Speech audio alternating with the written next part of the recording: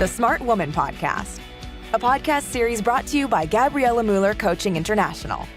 Your useful dose of coaching advice to help you get what you want more often with less trouble. Gabriela dives into big questions about what matters to women like you in the workplace. It's concrete, focused, and fun. Gabriela's coaching impacts thousands of women worldwide. Welcome to the Smart Woman Podcast. Now your host, Gabriela Mueller. Hello, women from around the world. This is Gabriela, your host and coach, and I'm excited to talk about a topic that is a key element for society and progress in this world. And that is, my friends, money, wealth, resources, financial resources for women. For you, Smart Woman Podcast is bringing you today a key element that is going to raise awareness where you are, and it's going to give you strategies and tips on how you can go to your next level, whether it's negotiating a raise, deciding to invest, or going for that promotion that you know that you deserve and you're ready for. And this topic, I know that it resonates with pretty much every smart woman who's listening to this podcast, especially to the women who I recently trained and coached in one of the biggest IT and telecom companies in Central Europe. And they brought it up, and we had really a juicy discussion face-to-face during the training about what it meant, where they felt they were, and even in a place as Central Europe, as I said before, where a lot of people would think that gender pay gap doesn't exist, and research and the numbers out there publicly confirm otherwise. And if that's the case here, you can imagine in other parts of the world, we are still far away. Most of the reports coming from last year and 2017 say that anywhere between 73 to 87% is for sure the difference that we see women earning for the same position in comparison to men. One of the countries that is setting the tone when it comes to closing the gender gap is Iceland. And 2 years ago, I had the fortune to invest in the time with my best friend in the world, Natasha, and I. We were in Reykjavik, the capital of the country, in what it was actually the longest day in the year, 21st of June. And we attended this amazing gathering, the summit to close the gender gap. And this is in the place where they are at the absolute top when it comes to gender equality in the world. Iceland, it really ranks number one in so many different areas according to the World Economic Forum and several organizations. And I, since then, am passionate and interested in some of the best practices in organizations, and also women who are moving forward and are so proactive to push and impulse their own career, what they do, how they do it, and how they get what they want. And again, more often and with less trouble, my friends. Okay, so let's start raising awareness. How satisfied are you right now with your financial situation? In a scale from 1 to 10, 10 being absolute top, it just can't get better anymore. Give yourself right now a number. And again, don't think too much, don't overthink, a number. And the gap, if there is any, and most likely there is, can you tell me what would be the main reason why this gap is? If you gave yourself a 6, what are these other 4 points that are missing to get what you would really like to be, where you would deserve to be, where you would see your next level to be? What are those 4 points? Do you have a number in your mind? Do you have a time frame to get there? And do you have any strategy that is going to serve you to get there? And what are the challenges that you are facing, or something that may be stopping you today from going after it and achieving it? At the end of this episode, I want you to walk away with 2 or 3 concrete things you can already start doing tomorrow as you step in that office and you are determined to change that situation, whatever that could be. So here's what I see over and over in different organizations with professional women who I empower. Women are made to feel like they're asking a little bit too much, when in fact, They're not. And if you don't ask, you just simply don't risk the fact that you might get a no. And at the same time, you are simply saying no to what you want by simply not taking that chance and getting out of the comfort zone and going for it. Now, we're not going to be naive and say that there is not sometimes certain backlash simply from bringing up the question of having or deserving a raise. If you are, amiga, my friend, if you are in a place where you are not sure if that negotiation can happen now or if there is going to be a backlash, I want you to be very strategic.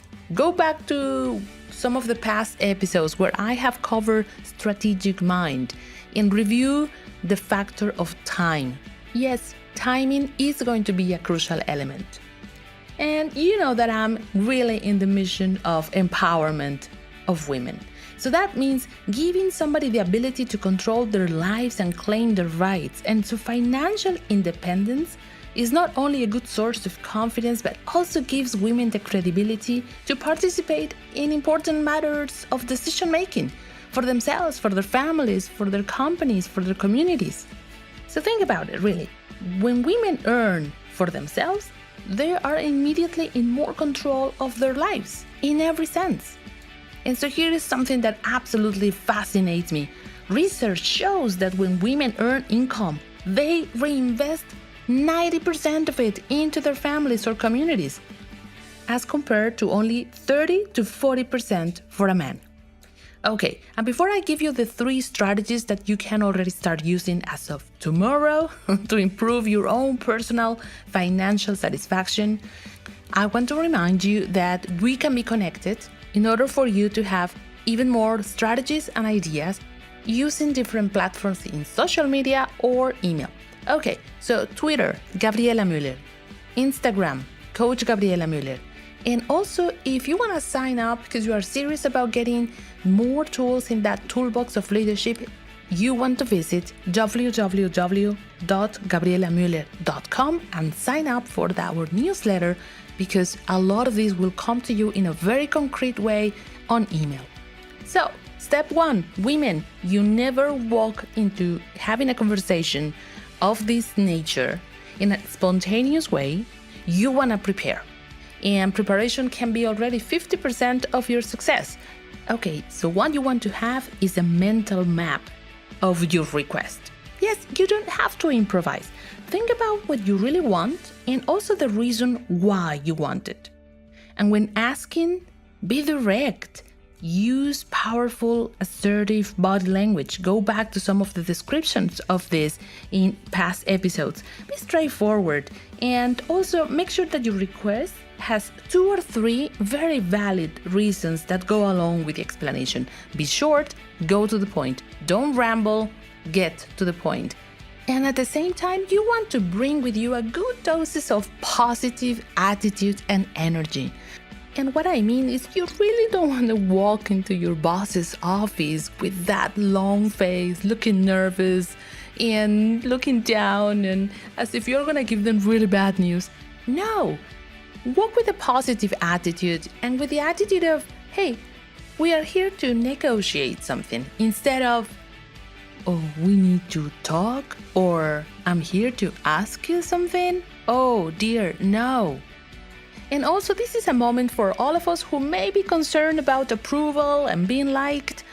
This is not the moment where you want to be concerned about having that popular rank in your boss's eyes. This is about the moment where you are about to explain why you deserve something, and also how the company, your team, and your boss is going to get benefit out of you getting the reward that you think you deserve. Now, think of a persuasive case for a raise. You are going to talk about your performance and how you did achieve or even exceeded demands or requirements of your job.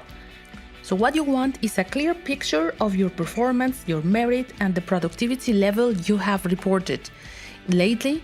Keep records, and you don't want to throw out there every number you have. Instead, what you want is, you want to have these 2 groups of facts with you. One is, you want to have a verbal version of your resume And this hits the highlights, kind of the most important things of your year's accomplishment, for example.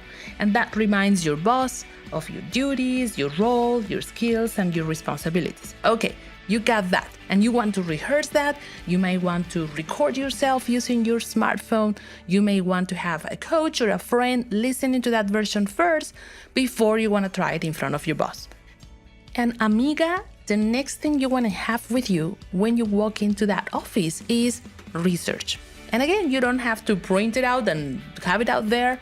What you want to do is to have a benchmark, an idea on how people in similar jobs and positions get paid. That is going to increase that self-awareness and self-confidence of what you're saying is correct. Now, this is information you need to have with you. So remember, part of your job is to really make sure you determine your worth on the job market. Nobody's going to do it for you, my friend. And this is part of the reasons why women are earning less already from their very first job. Now imagine you enter in a basic line of about, let's say 60,000, whatever. It could be dollars, euros, francs, you name it. And in the first year, imagine that you by default are already making less, about 10 to 20% in a similar job to a man in your organization. And this is what we see, research backs it up. Let's just make it 10%. So 10% out of 60,000, that's already 12,000, whatever, again, dollars, euros. Now multiply this by the years you are going to remain in that position, plus the money that gap or that delta could have generated for you, right? Now you see how exponentially it will impact your career. And now here is where the second trap comes. Women are asked in the next job, the second, the third, the fourth job interview, how much money did you make in your last position? And whether you like it or not, this number may become your baseline for this next job. And if you are carrying already a deficit of income compared to, for example, men in the same position already in your past jobs, this number will become a baseline. And for most women, this already fits the cycle. You see where I'm going, right? And now you are ready to have that conversation. You have chosen the right time. You have this piece of information with you. You have rehearsed. This is not something you improvise. And now you're ready to have, remember, a negotiation, not asking for a raise. You are about to have a negotiation for something you deserve. And now here is the tricky part, because this is where I coach women, and this is where they start getting nervous about one possibility, in which is my boss may laugh at me because maybe that number is too high and it's going to be an embarrassment for me. And guess what? Research and experience shows that it's exactly the opposite. In fact, the risk that the number you're going to put on the table is too low, it's actually more real. You heard me. More often than not, women throw out their numbers in a negotiation that are too low when it's about negotiating for themselves. Interestingly, when they're negotiating for their teams or for other people, they outperform men in negotiation outcomes. We're not going to get into that part because I want you to get even more strategies on how to get that raise that you deserve. Though, trust me, the number that you are going to have in mind and the one that you know that you deserve is most likely lower than what a male peer would shoot at or aim for. The number that you suggest is going to become what we in negotiations call an anchor. Women, we typically aim too low, meaning we anchor ourselves at the beginning of a negotiation lower than our male counterparts. Now, let me tell you, this happens to me too. I'm not only talking about women like you in your corporations or your jobs or trying to get a better deal selling your products or services. It happens to me tons of times. And I'm always raising awareness about this one. And I know that I still at times feel uncomfortable bringing up a certain amount when I'm pitching for business. And I know that this is this inner critic voice telling, oh my God, they might laugh about myself. Even though I know that my male counterparts or male competitors would not hesitate to give that number or even higher.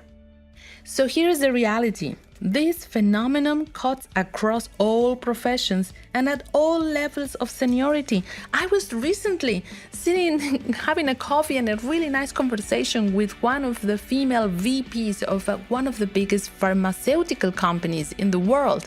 And she was telling me story after story how she would often underestimate the value of her own skills and expertise, and she was working on raising that awareness every time she needed to negotiate for herself or resources for her team. And since you are listening to the Smart Woman podcast, I want you to get that smart advice.